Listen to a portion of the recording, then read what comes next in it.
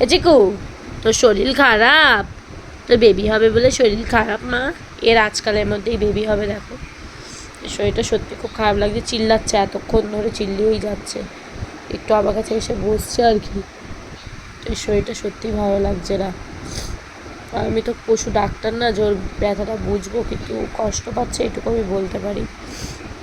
আর এটা আমার ফেভারিট বিড়াল। দেখো ওর বেবিটা নড়ছে এখানে, হবে আজের মধ্যেই হবে, আজকালকের মধ্যে। এখানে এখানে মুখ এইটুকু আমি বুঝতে পারছি। দেখো এই যে,